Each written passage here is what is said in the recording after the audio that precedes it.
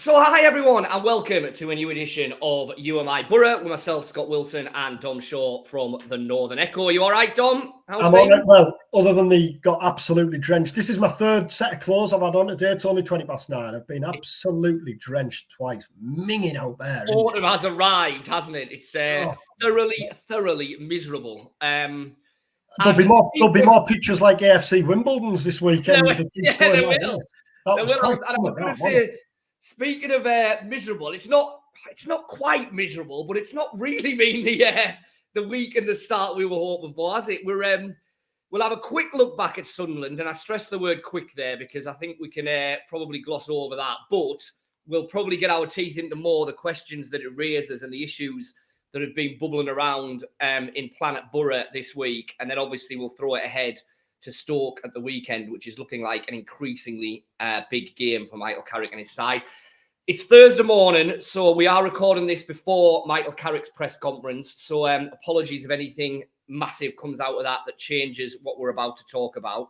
A little bit of housekeeping before we get going. If you're watching on the YouTube channel, then please like and subscribe. The subscriber numbers really are looking pretty healthy at the minute, so that's great. Tell your mates about it. Get involved. We want to know what you want to talk about. If you're listening on one of the various podcast platforms we're available on, then rate and review. And again, let us know what's happening. So, Dom, the Stadium of Light, Sunderland won, Boro nil. A lot of questions coming off the back of that it felt like it'd been bubbling along for a few games this season. So, I don't think we need necessarily go into the kind of minute-by-minute account of what happened at the weekend, but clearly, the major theme to come out of it is Boro having an awful lot of the ball and not really doing very much with it against sides who are happy to sit in against them and defend. Is that a fair summation? And does that now cause problems for Boro moving forward, do you think? Well, I was going to say, I thought there you nailed it when you said that even though we're not going to spend too much time looking back on the game, it kind of brought to a head more issues that had been bubbling under and had been discussed, but brought to a head even more so because I think Sunderland are the first team who you maybe wouldn't have expected to set up and play like they did, who did. And I've heard Michael Carrick and Luke Ayling describe the approach of teams like that as a compliment to Boro. Well, I'm not sure it is a compliment. I just think it's clever. I just think it's clever to play against the team in a way that you're going to stop them from playing to the strengths. You're going to negate their strengths. You're going to stop them from scoring. You're going to stop them from playing. You're going to frustrate them. And that's what teams are doing. And I think more and more we're going to see it. It'll be interesting how Stoke set up on Saturday, won't it? Because their new appointment, Narcisse Palache, apologies if I've made a mess of that pronunciation, but I suspect he's been brought in to play a certain way, which won't be to stifle and frustrate and stick 10 men behind the ball. And it's early days for them, isn't it? So does he want to kind of make an early statement there by setting out the way he wants to play kind of no matter what? But yeah, Boro do have a problem, don't they? As things stand with breaking teams down who are just happy to sit deep, invite them on and say, come on, pick the lock, break us down. They didn't look like scoring in the second half, Boro, did they? No, that's the worry, isn't it? They didn't record a single effort on target in the second half, when really that's the point where you should be chasing the game and trying to ask new questions. So let's go tactics first. I mean, we know that Michael Carrick is not going to rip up how he wants this Boro team to play. He spent the whole of his reign stressing the need for possession-based football, being patient, keeping the ball, not panicking, not changing tack. He's clearly signed players to fit that. But surely there are ways and means of tweaking that to enable you to change it if it's not working. Because as you rightly said there, at a very early stage of the second half, it felt pretty evident that what Boro were trying to do was not going to work against the way Sunderland were playing and the players Sunderland had on the pitch. And yet nothing changed. Is that a worry? It has to be a worry, yeah. Carrick won't change, will he? He won't change the approach. He won't change the basic premise of the way his side's play. Yeah. You asked him after the game, didn't you? And obviously it was an example, but was there any temptation or would there ever be a temptation to, and I know this is an extreme example, but shot Matt Clark up front for the last 5 minutes? You get the point, like completely rip it up and start again to try and kind of force a breakthrough. And Carrick was absolutely crystal clear in his response, wasn't he? No, we've signed players to play a certain way. We've signed players who we believe are equipped and have the skill set to suit our system. But as things stand, Boro just look too predictable, don't they, in attack?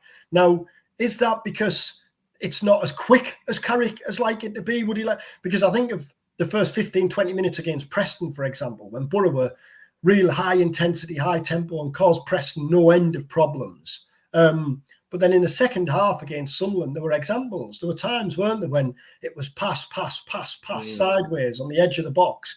And never did it look like they were going to be able to pick that moment. When it's like that, you're almost relying on a Hollywood pass, aren't you, to kind of find the smallest of gaps or a wonder goal from distance. But I do think Carrick has to, and I'm sure we'll get into it. I do think Carrick has to change the personnel for Stoke. I don't think you can continue as it has been. Boro have scored 1 goal from open play in 6 games. Like, that has to be a concern. I think Isaiah Jones has been really disappointing at the start of the season. I'm a big fan of Finn Azars, but I'm not sure it works on the left. I've never been sure it works on the left. I think he looks like a number 10 playing on the left. If McGree's fit, surely McGree comes into the side now. Surely Ben Doak is knocking right on the door for a start. I think they're the likely changes, aren't they? I'd be surprised if you change Connolly Olarte-Lath, although I thought Olarte-Lath was disappointing at Sunderland. That said, we don't know how much of an impact that early Trey Hume tackle should have had, which should have been a sending off, I think. You know, in equals of fairness, for always saying that, if Connolly's header that hits the crossbar goes in, it's a different game. If Trey Hume gets sent off, it's a different game. But you don't want to be relying on ifs and buts and maybes, do you? No, and you know, I think your pass going nowhere analogy is probably a fair one, because that is how it felt in the second half. You know, dare I say it, it felt like you were watching England at the Euros all over again, with just a whole host of possession in unthreatening areas and a complete inability to actually get into where you might hurt teams. Now, you know, Boro, as we've said, have pretty much played the same way all the way through Carrick's reign. And there have been periods where they've looked devastating doing that. So we know that Carrick's methods, if you like, can work against sides who want to sit in and defend, because we've seen it in the past. They're just not working at the minute. So, you know, that brings us to what you've touched on there, which is personnel. You know, does it need a change? And I think if Carrick was to send out the same 11 against Stoke at the weekend, A, I'd be really surprised, and B, I feel like it was an opportunity missed, because I'm like you. I think there's got to be changes now. And I think, like you as well, they'll be in the wide attacking position. So let's start on the right. You know, you've said there, Isaiah Jones, mixed start the season. I completely agree with that. There's been flashes, but as is sometimes the case with Jones, there's been really no end product whatsoever. And I thought on Saturday, it was probably his worst display of the season. He never really looked like asking serious questions of Dennis Cirkin at left back for Sunderland. So Ben Doak is probably the obvious one, isn't he, to go in there? I mean, you know, he's had a couple of substitute appearances now. He's not really made an impact, but that's probably, you know, an unfair assessment, given that he's barely had time to do anything really. So it feels like this might well be the game for him, doesn't it? It does, doesn't it? And what we have seen just from the kind of cameo appearances from the bench against Preston and Sunderland is he's very direct, isn't he? He beats a man. He looks to get to the byline. He drives balls across. Although it didn't work for him at Sunderland on Saturday, he offered something different, didn't he? I thought that early counter-attack kind of summed Jones up, really, in Jones' start the season, when Boro were 3-on-2, 4-on-2, and he just failed to beat the first man with his cross. Well, if you're Michael Carrick, you can do all the coaching and you can put as much in place as possible on the training field during the week. But when it comes to that, it's decision making, isn't it? It's decision making and execution of the pass. And I thought Carrick was as frustrated, visibly frustrated as you see him in that first half on Saturday. I said at half time, Carrick doesn't make half time changes, but I wouldn't have been surprised if he did. He acted early, didn't he, by Carrick standards, really, in bringing 2 players on at the hour mark in Doak and Hamilton. And the Hamilton's an interesting one, isn't it? Because, I agree. I think Doak starts. But what about on the left? Because McGree's been on the bench now twice and hasn't featured. So if he changes it, if he drops Azaz, and I don't think that's as clear cut as maybe the change on the right, because we were saying last week, weren't we, when Azaz tends to play. Carrick likes to have Azaz in his team. But if he does drop out and if Conway stays in 10, given that McGree hasn't played a minute from the bench, will he come in and start, or does Hamilton get a chance from the off? I wonder if it might be Bergzorg. Yeah. I mean, I'm like you. I think Finn Azaz doesn't look like a natural wide player. He is his best performances for Boro have all been as a number 10, and that for me is where he is at his best, because he's neat, he's technical, he can pick a pass, he's got that creativity. I think there was an argument on Saturday for taking Latalath off after an hour, putting Conway up front and moving Azaz across to 10.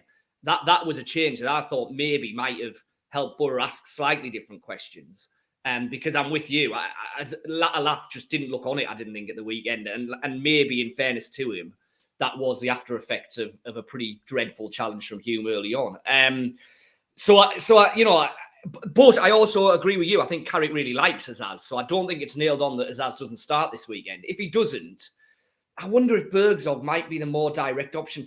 McGree coming in would make sense in a lot of ways, but I thought McGree should maybe have played against Sunderland, where, to be fair, the game didn't necessarily pan out like this, but he might have given Boro that little bit of extra kind of oomph in midfield.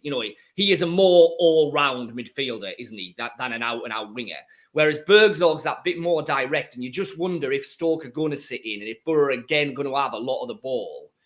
Would it help them to have someone like Bergzorg who can get his head down and run at defences, which we haven't really seen enough of Hamilton to know if that's going to be his game or not. But it certainly looks like it's going to be Bergzorg. So, yeah, I wonder if it might be a chance for Bergzorg to start. But I'm like you, I don't think it's nailed on that Azaz doesn't start. I think Latalath's performances have been fine, but I think he could do with a goal. Yeah. The chance late in the first half at Sunderland, again, he probably takes that at the back end of last season when he couldn't miss a thing, the lob over the box. I don't think it was a bad miss. He was stretching. It was, he got there, but I think he could do with a goal. Yeah, and I do think he finds it harder when he can't get behind defences. I mean, that chance you've talked about there was literally the only time all afternoon he really got the run on the Sunderland defence and threatened to get behind them properly. Everything else, Sunderland were dropping so deep that he was having to play in front of the back four with his back to goal. And that, he can do that, don't get me wrong, but that's not really Latalath's game, is it? And I think he's more effective when teams aren't doing what teams increasingly now are doing against Boro. And that's another kind of conundrum that he's going to have to solve, Carrick's going to have to solve, and they're going to have to work out an answer for, because I do think the best way to defend against Latalath is to keep him in front of you and not let him in behind. And the other thing is, you look at Sunderland, and we're not going to go too far into that game, but they've kept 4 clean sheets in 6 games. They've only conceded 4 goals, and 3 of them came in 45 minutes at Plymouth, and the other one was a free-kick goal in the last minute at Portsmouth. Their success has been built on solid foundations, whereas Boro, they're not conceding loads of goals, but they're not keeping clean sheets either. And you think about the Preston goal was avoidable, the Sunderland goal. I know it's only a heavy touch from Luke Ayling. It's not a blatant mistake, but again, it's avoidable. And when you are just having those issues at the other end and struggling to break teams down, life's made all the more difficult, as we're seeing week in, week out, when you're going behind or having to chase a game or having to try and force the way through. Yeah. I think if Boro score first against Stoke on Saturday and then kick on, and I know they scored first against Preston, but get to half time in the lead, for example, and then Stoke have to come out and play a bit more in the second half, I don't see anything other than Boro kicking on and winning comfortably. But if they don't do that, that's where the problems come, isn't it? Yeah, it does. It does. And it's interesting when you say about the defence, because, Clark was superb at the end of last season. I think he's been good again at the start of this season. I don't think Edmondson has done anything majorly wrong, but I do think, Vandenberg, Fry, Lenihan, for all that Clark's been, did exceeded all expectations. I think there is definitely an argument that Boro are without their three best centre halves at the minute, and maybe that's shown a little bit. At the very least, I think they could do with some of those back into the mix just to give Carrick a chance to change things if he wants to. I think Vandenberg certainly, just because he just provides that calm, doesn't he? The calm. He starts things off with the way he plays right at the very back, doesn't he? I think Clark's been excellent again. I think Edmondson's had a really solid start, but I guess they're stoppers first, aren't they? Really, they're defenders first. I think we discussed this on site. I think if you put a gun to Michael Carrick's head, he'd have to admit that they're not really the type of centre halves that he wants in his team, especially in a game where Boro are having loads of possession at the back, and you really need one of your centre halves to either step out and start asking questions as an extra midfielder almost, or you need them to be able to pick players out with kind of cross-field balls that are going to potentially open up a defence. And for all that they can defend really well, that's not Matt Clark's game, and the evidence so far suggests it's probably not Edmondson's either. But I still think if someone says to you who's Boro's best player so far this season, well, Aidan Morris probably one who I thought was probably the only player, Morris and Conway, who emerged with credit on Saturday, even though Conway missed that chance. But I think Clark's been excellent. I'll be up there, yeah. Season, but that Sunderland game, I agree, it was a real off day for him, wasn't it? On the subject of Boro defenders, Ben Gibson's Stoke rock up at the Riverside on Saturday, and like you said. It's a big game, isn't it? It's not do or die, but it's a big game because just the optimism that surrounded Boro at the start of the season, well, that hasn't disappeared, but you don't want it to eke away. No, and as we see from the fixtures that are running along the bottom of the screen, if you're watching this on YouTube, we're getting near to the new next international break again, aren't we? We've got Stoke at home, then West Brom away in midweek. Looks a very difficult game given the way that they've started the season. Then you go to Watford away before the international break, and Watford are kind of one of those championship teams that can be anything really. I mean, I think these next three games are big. I think if Boro were to only take, say, 3 points from these next available 9, then I think you're going into the international break then after 2 chunks of the season saying you're well below where really you would want to be and where you should be. Now, if Boro takes 6 or 7 from the next 9, that puts a completely different slant on it, and you're going into the international break probably sitting 6th, 7th in the table, and you're right back in amongst it. So, listen, as you say, it's very early. It's certainly not make or break. The season won't be defined by these next 3 games. But I think the mood for the next couple of months, will definitely be defined by how many points Boro pick up from these next 3 games, given that, it's mixed start, slightly below par start. I think we have to say that now, don't we? That, it's again, certainly not a disastrous start, but I think the expectation would have been that Boro would have had more points on the board than they've got now. Now, Carrick will answer that by saying, well, we should have. If we'd taken our chances, if we'd done this, if we'd done that, we would have. And that's been a line we've been hearing quite a lot. Well, that's fine. And I think there probably is some justification to that. But you've got to get out there and do it now, haven't you? You can't keep saying that. And I think you've probably seen the table in the XG Championship table. Boro are top so far this season. Well, Carrick will point to that sort of thing, won't he, and say that kind of backs up what they're saying behind the scenes at Rockcliffe. It backs up that they're on the right path. And I think Carrick's right when he points to the recent past and says it's far too early to panic. It's far too early to be guided by the Championship table. Boro clearly had a much worse start this time last season. But that said, ultimately, it's slow starts and have cost Boro in the last 2 seasons that have made the playoffs last season if the start had been even average, that had gone up automatically the year before if they hadn't started so poorly, although obviously that was different because there's a change in manager and what have you. So, although, like you said, it's been probably below par rather than anything more dramatic than that. Yeah. Start. You don't want to give yourself too much to do. You don't want to be playing catch up too much, do you? That's the thing, we've seen from recent season. But Carrick admitted, didn't he, at the weekend, we should have more points on the board. We'd like to have had more points on the board. We think we've merited more points. Yeah. And they do. I mean, you could easily make a case going into that Sunderland game that they could have won every game. But I thought the Saturday game, when Carrick kind of comes away thinking, saying we were the better team, I was disappointed by Boro's performance on Saturday. Yeah, they were half decent to start with, could have had a couple of goals, but I thought the reaction or lack of it after falling behind was really disappointing. And I think, yeah, I completely agree. And I think I don't want to keep drawing the parallels to England in the summer here, but I don't think there's anything infuriates fans much more than a team having an awful lot of the ball and just not doing anything with it.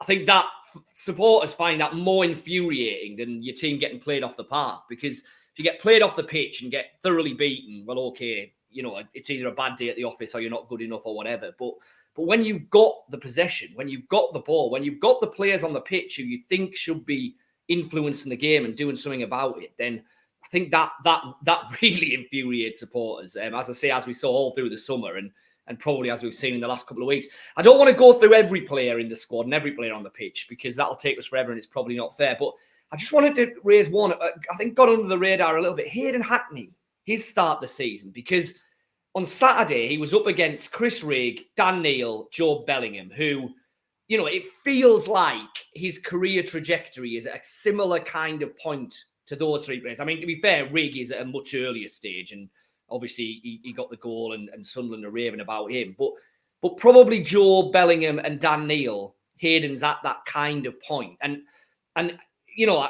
listen, Boro didn't play well as a collective. They were the away team. There's lots of mitigating factors, don't get me wrong. But I was slightly disappointed that he didn't kind of impact the game more than he did at the weekend.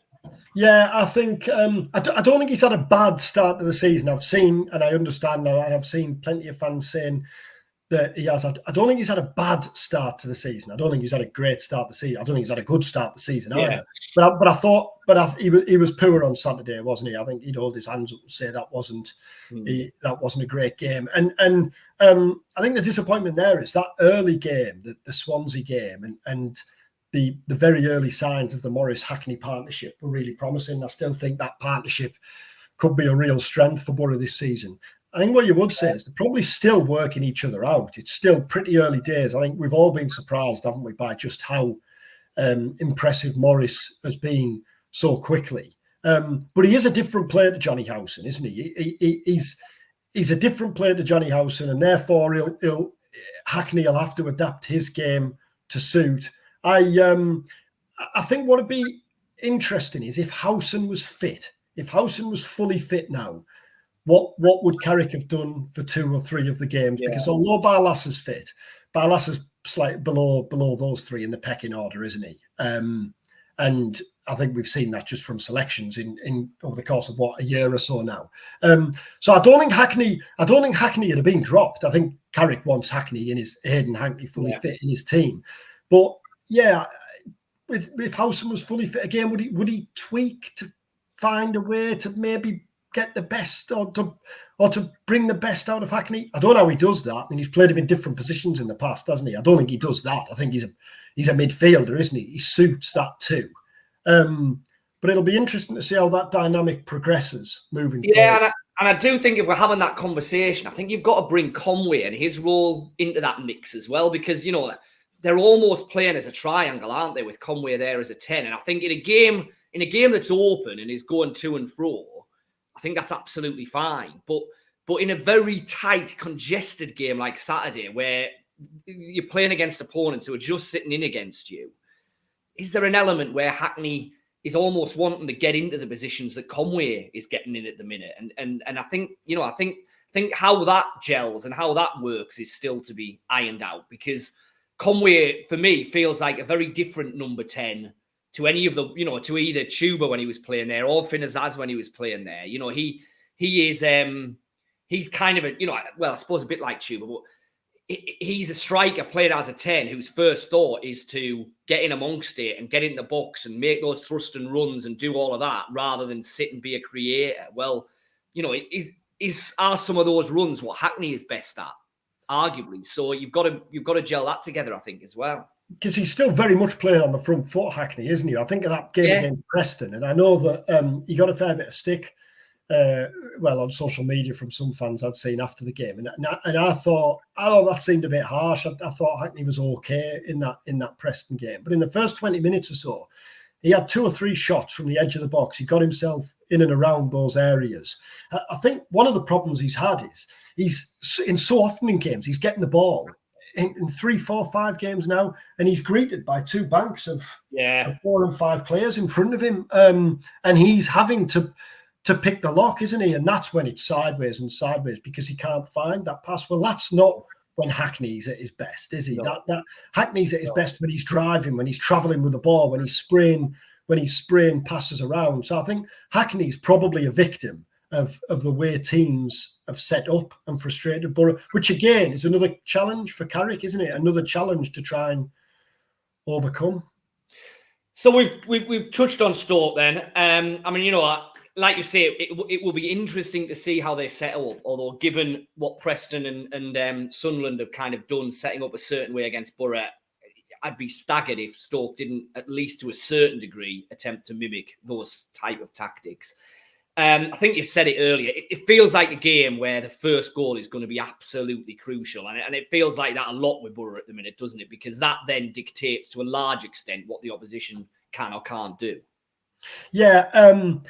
I don't think it's a dreadful game for Boro to have. I mean, Stoke were good when they played Boro off the park. The scoreline was harsh on Boro. We've been over that, but they were good. But obviously, this is a different Stoke now. They've since changed managers. And I was reading some quotes from Ben Gibson after the Hull defeat. Stoke were 1-0 up against Hull, and I looked at the score at half time last week and thought Tim Walter could be on his way here now at Hull. And then 45 minutes later, Hull have turned it round. But I was reading some quotes from Gibson, who's worked with Palace previously at Norwich, and he was saying how he'd come in and given them lots of information, and they'd had an intense few days of trying to take that on board. Well, I know they've had a full week on the training pitch, but it takes more than a week and a half to get the messages across, doesn't it? I just wonder whether Stoke are still going to be kind of a bit of a team in flux, really. A bit of a team with an identity problem, perhaps, trying to suss out who they are, which I think might play. I might be way off with this. I didn't expect Sunderland to set up as they did. I think it'd be wise if you're Stoke's manager, you come and set up as teams have been setting up against Boro, don't you? I think that's the wise thing to do. But I don't know. I'm not convinced that they will. We'll have to wait and see. I think Boro win. I'm going to go 2-0. And here we go. Prediction of a score and a front four. I'm going to go 2-0. Doak right. Conway 10. McGree left, Latte Lath up front. What do you reckon? I'm going to go a nerve-jangling 1-0 Boro. I think Stoke will come into certainly initially look to sit in and play on the break. I think Boro will, I'll go 68% possession Boro. But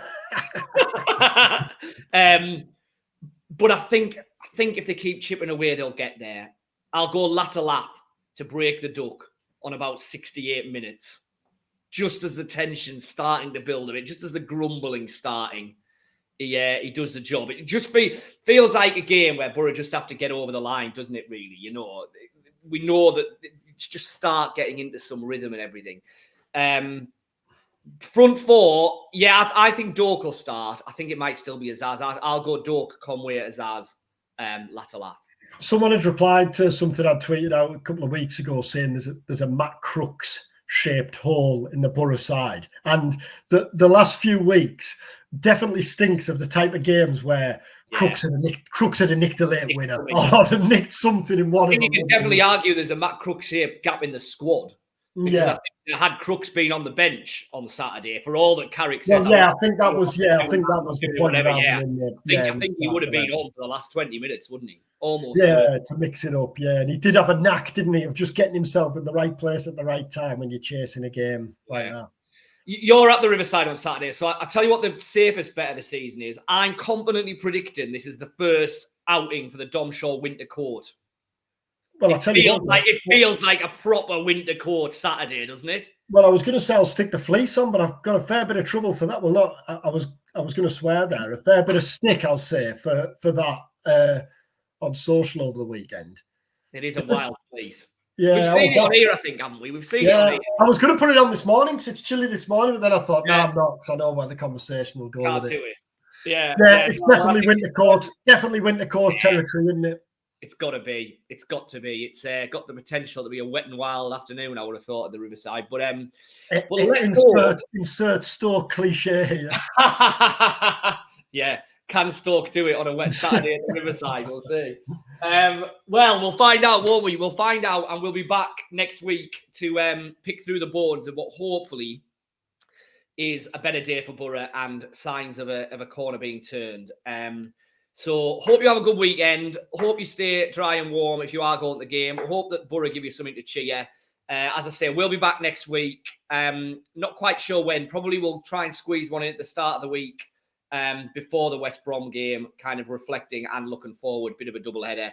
But watch your socials. We'll let you know when it's going live. Subscribe and then you won't miss it, whatever. And we'll see you next time for another You Are My Boro.